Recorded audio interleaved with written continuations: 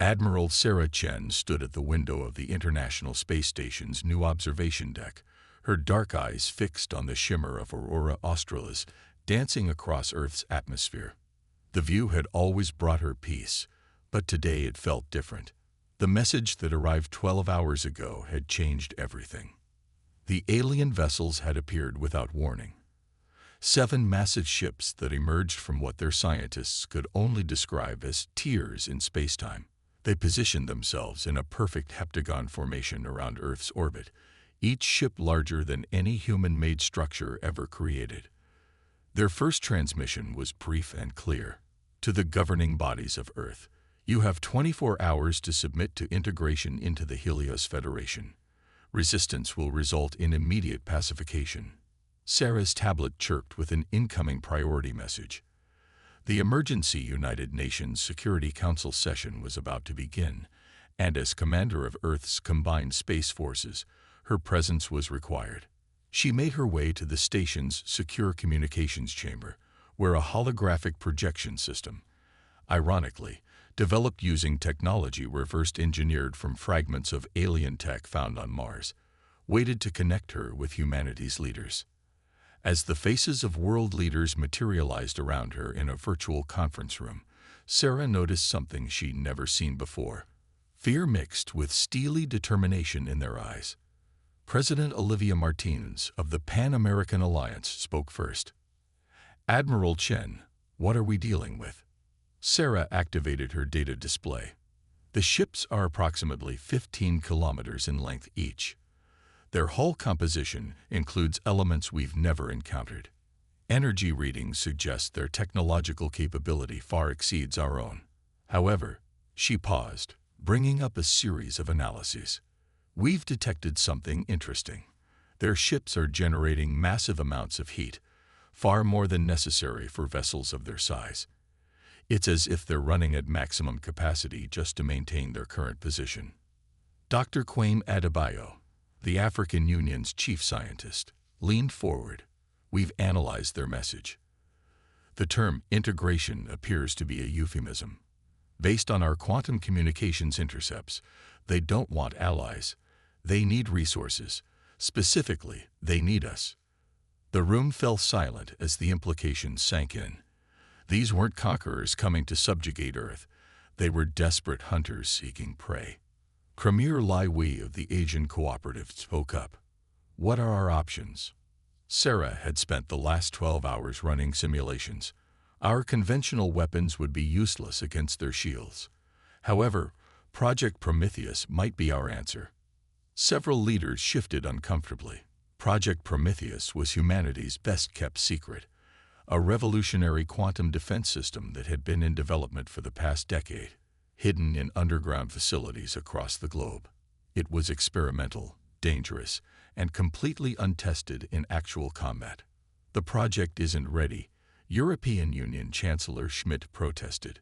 "The power requirements alone won't." "We can make it ready," Sarah interrupted, her voice firm. "The alien ships are already showing signs of strain. If we can force them to maintain their current position for another 48 hours while we bring the Prometheus grid online, we might have a chance." President Martinez studied the data scrolling across her screen. "And if we fail, then humanity goes down fighting." Sarah replied, her jaw set. "But I don't intend to fail." The next 18 hours were a blur of activity. As the world's military forces mobilized under the guise of surrender preparations, Sarah coordinated with underground facilities worldwide. The Prometheus grid, a network of quantum energy projectors designed to create localized space-time distortions, would require more power than humanity had ever attempted to generate at once. The alien ships maintained their position, their heat signatures growing more intense by the hour. Occasional energy pulses suggested they were conducting planetary scans, searching for signs of resistance. They found none because humanity's real preparations were happening beneath the surface. In facilities carved into mountains and buried under deserts, engineers and scientists worked frantically to bring the Prometheus grid online. Power plants worldwide were quietly modified to channel energy into the system. Solar arrays in orbit adjusted their positions under the pretense of routine maintenance. 6 hours before the deadline, Sarah received the message she'd been waiting for. The grid was ready. Now they needed the perfect moment to strike. The aliens sent another transmission. Your time grows short. Prepare for integration. Sarah smiled grimly as she sent the coded signal to all Prometheus facilities. The aliens had no idea that humanity had spent decades preparing for this moment. Not because they knew this specific threat was coming, but because humanity had learned through centuries of conflict that peace was best preserved through strength. As the deadline approached, Sarah addressed the combined forces under her command through a secure channel. For all of human history, we've looked to the stars and wondered if we were alone. Today, we know the answer. But we also know this: humanity will never bow to tyranny, whether it comes from Earth or beyond. Stand ready. The aliens' final message was almost predictable. Your time is up. Prepare for forced integration. Sarah's finger hovered over the activation command for the Prometheus grid. Earth's moment of truth had arrived, and humanity was about to show the galaxy exactly what it was capable of when pushed into a corner. All stations, she broadcast, execute Operation Defiance. And with that command, humanity's first real interstellar war began. The Prometheus grid activated with a surge of power that momentarily dimmed cities across the globe. From her command center aboard the ISS, Admiral Chen watched as invisible quantum fields began to distort the space around the alien vessels. The Helios Federation ships immediately responded, their engines flaring with desperate intensity. Dr. Elena Torres, lead physicist of Project Prometheus, spoke through the command channel. Admiral, the grid is performing beyond expectations. The quantum interference is destabilizing their position-holding capabilities. The alien ships began to drift, their perfect heptagon formation wavering. Then came their response: simultaneous energy beams from all 7 vessels, directed at major population centers. But they encountered something unexpected. The Prometheus grid wasn't just creating spatial distortions. It was generating quantum mirrors, reflecting the aliens' own energy weapons back at them. Years of studying the alien tech found on Mars had taught humanity more than just how to build better ships. It had revealed the fundamental weaknesses in their adversaries' technology. Multiple hits confirmed, reported Colonel James Walker from Lunar Command. Their shields are adapting, but they've lost 20% of their power capacity. Sarah watched as the massive ships struggled against the invisible forces constraining them. But she knew this was just the beginning. Initiate Phase 2, she ordered. Across Earth's surface, hidden hangar doors opened in mountains, deserts, and beneath the oceans. Operation Shadow Protocol's true purpose was revealed as hundreds of smaller vessels emerged, Earth's secret fleet, built in anticipation of this very moment. These ships were unlike anything humanity had publicly acknowledged possessing. Each incorporated technology reverse-engineered from not just the Mars findings, but from decades of classified research into quantum mechanics and zero-point energy. They were smaller than the alien vessels, but far more maneuverable. And most importantly, they were powered by something the Helios Federation had never encountered: human ingenuity combined with desperation. All Shadow Fleet vessels, commence attack pattern Delta, Sarah commanded. Remember your training. They may have size and raw power, but we have something they don't. We're fighting for our home. The human ships moved in perfect coordination, their quantum-shifted drives making them nearly impossible to target. They struck from multiple vectors, their weapons specifically designed to exploit the weaknesses Dr. Torres and her team had identified in the alien shield technology. The Helios Federation ships began to break formation, their attempts to regroup hampered by the continuing effects of the Prometheus grid. Their return fire was fierce but increasingly uncoordinated. Admiral, Dr. Torres's voice held a note of urgency. We're detecting massive energy buildup in their core systems.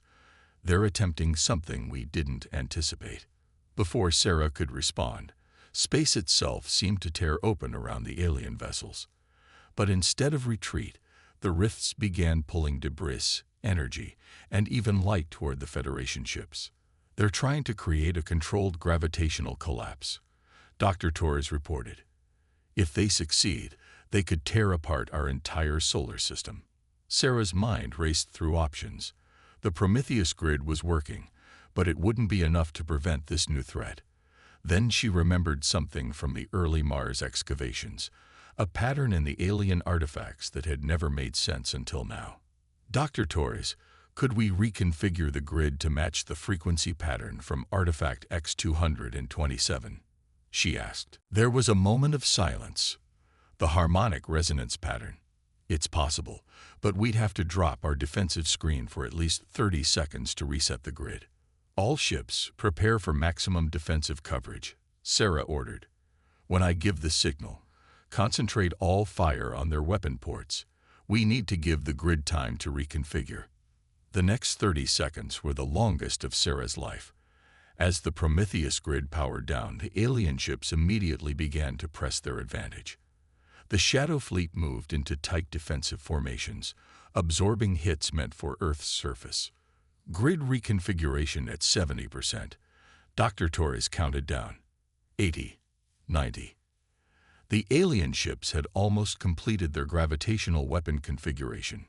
Grid online, Dr. Torres announced. Initiating harmonic pulse now. The effect was instantaneous. The resonance pattern, discovered years ago in alien artifacts, acted like a kill switch. The gravitational rifts collapsed, and the Federation ships' power systems began to fluctuate wildly. All vessels, full attack, Sarah commanded. Don't let them recover. The Shadow Fleet struck with precision, targeting the now exposed weaknesses in the alien ships' defensive systems. One by one, the massive vessels began to lose power, their mighty engines dying under the combined assault of human determination and carefully planned strategy. As the last alien ship went dark, Sarah allowed herself a small smile. But she knew this was only the beginning. The Helios Federation wouldn't take this defeat lightly, and Earth had just announced its presence on a galactic stage in a way that couldn't be ignored. All units begin recovery operations, she ordered. I want those ships secured and studied. We need to be ready for what comes next. As the Shadow Fleet moved to secure their prizes, Sarah opened a channel to the United Earth Defense Council. Phase 2 is complete, she reported. But we need to accelerate the rest of Operation Shadow Protocol. The Federation will be back. And next time, they'll be ready for what we showed them today. The real war was just beginning, but humanity had proven something crucial. When pushed to the edge, their capacity for innovation and adaptation was unmatched in the galaxy. The Helios Federation had made a critical mistake in assuming Earth would be an easy conquest. Now they would learn just how costly that mistake would be. 3 months after humanity's first victory against the Helios Federation, the Sol system had become a fortress. The captured alien vessels yielded technological insights that accelerated Earth's defensive capabilities by decades. But they also confirmed Admiral Chen's worst fears. The Federation's main fleet was coming. 600 ships, Sarah announced to the Emergency Defense Council, displaying the long-range sensor data. They'll reach the Kuiper Belt in 72 hours. President Martinez leaned forward in her holographic projection.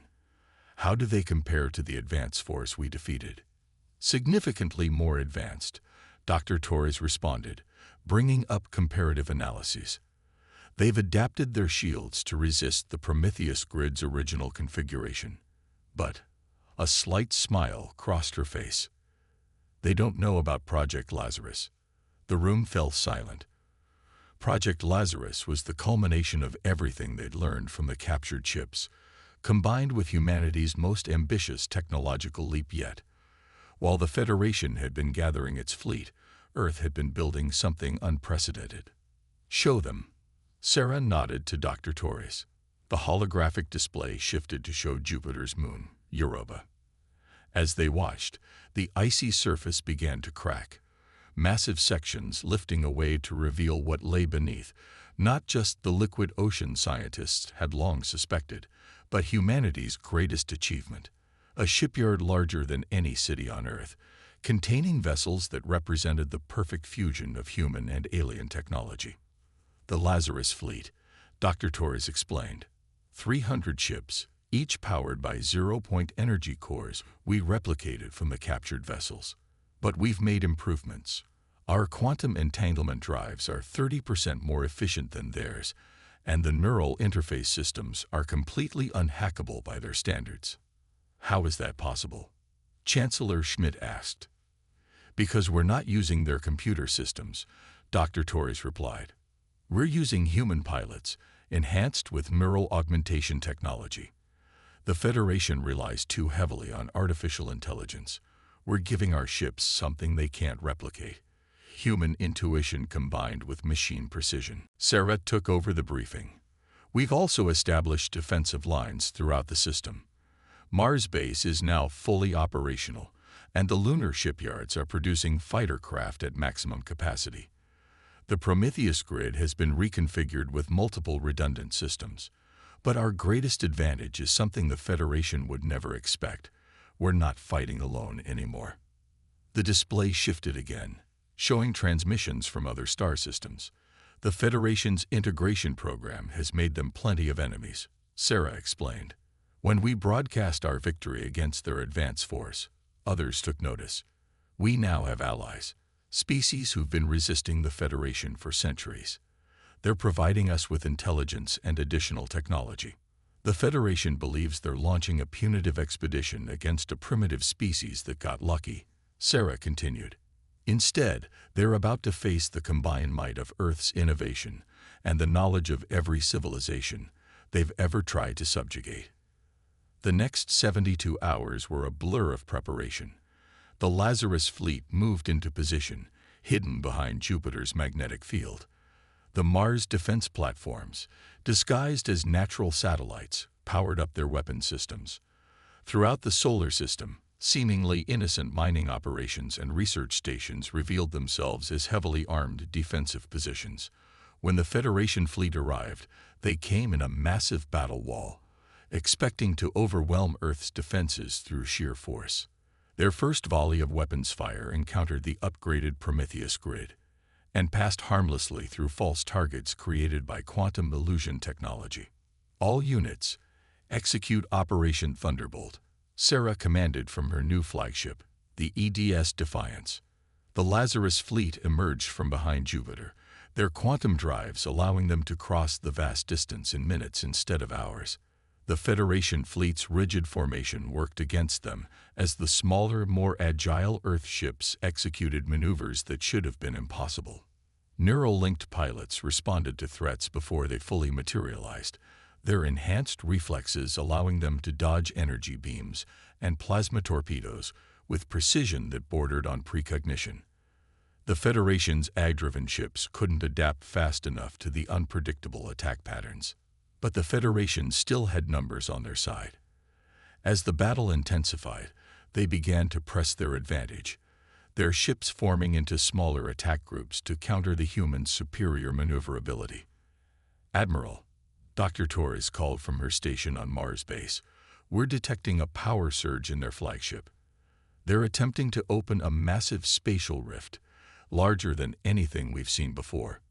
Sarah watched as a tear in space began to form, large enough to swallow Earth's moon. But this time, they were ready. Initiate Protocol Omega, she ordered. Throughout the solar system, hidden quantum transmitters activated, creating a web of interconnected fields. As the Federation's rift expanded, it encountered these fields and began to distort. Their own power is being reflected back into the rift, Dr. Torres reported with satisfaction. The feedback loop is destabilizing their entire fleet's power grid. The massive tear in space collapsed in on itself, taking several Federation ships with it. The remaining vessels began to fall into disarray as their power systems fluctuated wildly. All ships pressed the advantage, Sarah commanded. Concentrate fire on their command and control nodes. The Lazarus fleet struck with devastating precision, their weapons targeting the weak points identified in the captured ships.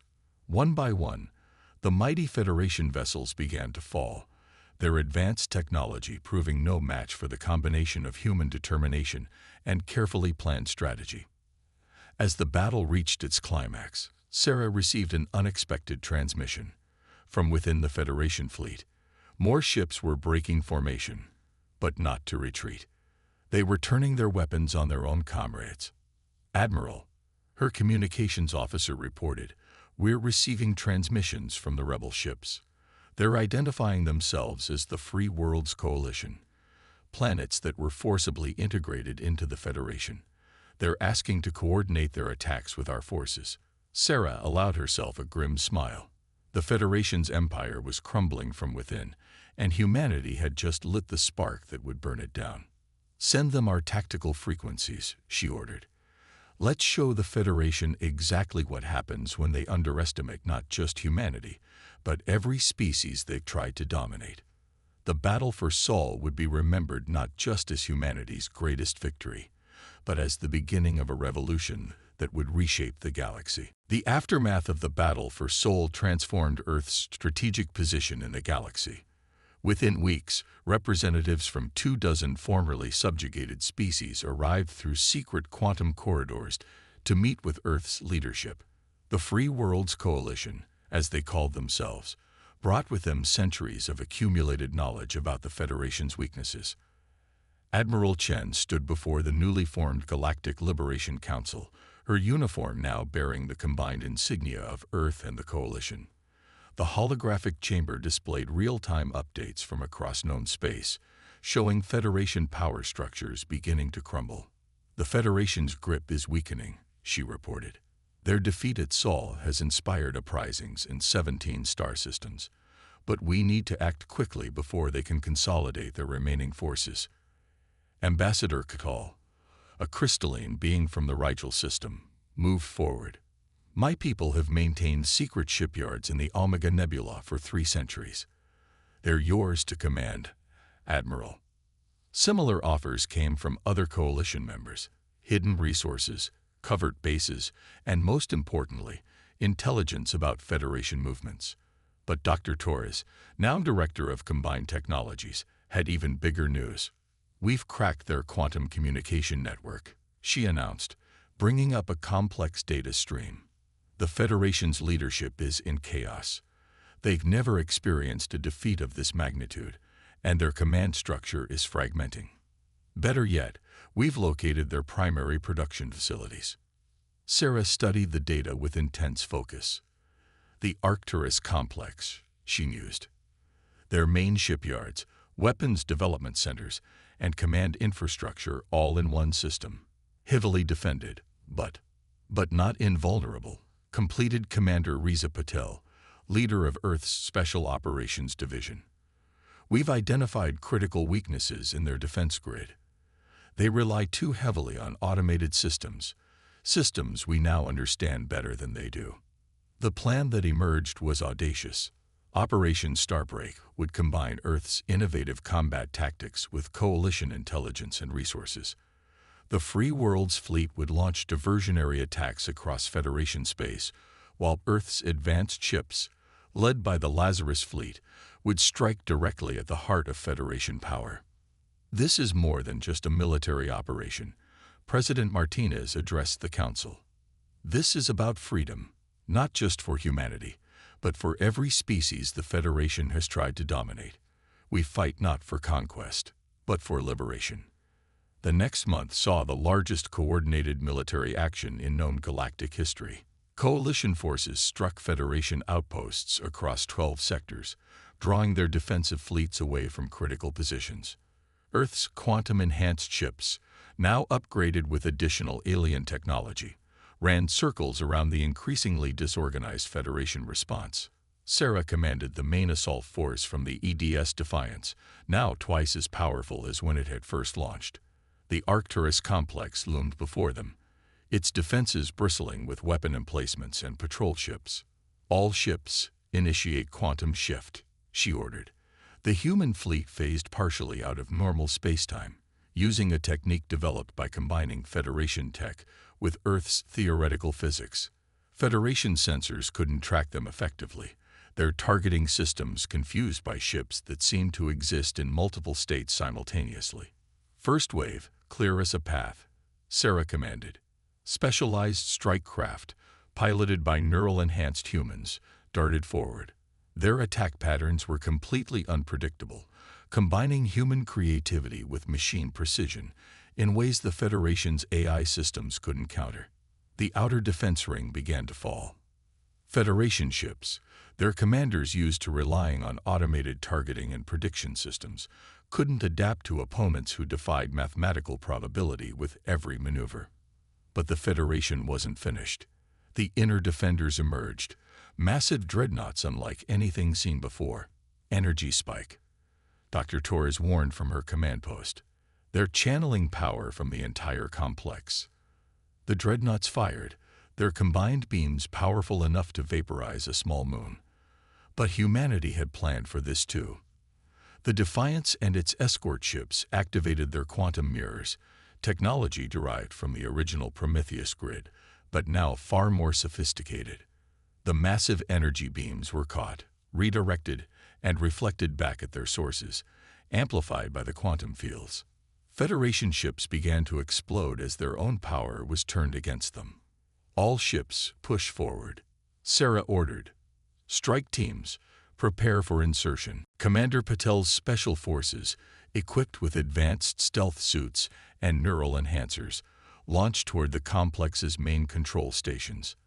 They encountered heavy resistance, but their enhanced capabilities and unconventional tactics proved superior to the Federation's robotic defenders.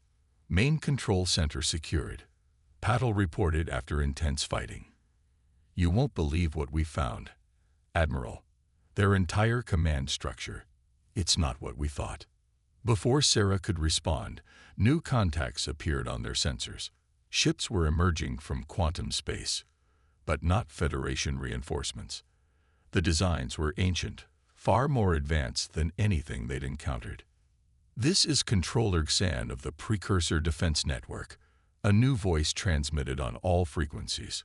"We've been monitoring your species since you first resisted Federation control. You've proven yourselves worthy successors." Sarah exchanged looks with her bridge crew. The precursors were supposed to be myths, the legendary species that had seeded the galaxy with the basics of quantum technology before vanishing eons ago. "The Federation was our failed attempt to guide younger species," Xan continued. "We underestimated the corruption power would bring, but humanity has shown us a better way. Cooperation instead of domination, innovation instead of stagnation." As Sarah processed this revelation, she realized humanity's victory was becoming something far more significant than anyone had imagined. They hadn't just won a war. They'd proven themselves ready for a place among the galaxy's most advanced civilizations. But first, they had to finish what they'd started. The Federation's leadership was in their grasp, and a new order was waiting to be born. The revelation of the Precursor's existence changed everything. As the combined Earth Coalition forces secured the Arcturus complex, Controller Xan shared the full truth of the galaxy's history. The Federation had begun as a peaceful initiative to guide developing civilizations, but its leadership had gradually twisted the Precursor's original mission into one of domination. "We watched and waited," Xan explained to Admiral Chen, and the gathered leaders in the complex's central chamber. Each species that joined the Federation lost something crucial, their unique drive to innovate, to overcome challenges. But humanity did something unprecedented. You didn't just resist. You adapted and improved upon technology you barely understood. Sarah stood at a massive window overlooking the shipyards, where Earth vessels now floated alongside ancient precursor ships. "Why reveal yourselves now?" she asked. "Because you've proven there's a better way," Xan replied. "Your alliance with the Coalition shows that cooperation between species can be achieved without forced integration. Your technological innovations demonstrate that true progress comes from diversity of thought, not conformity." The next few days were a whirlwind of activity. Federation leadership was arrested, their control systems dismantled. But the real work was just beginning. Representatives from hundreds of worlds arrived at Arcturus, each seeking a voice in what would replace the old order.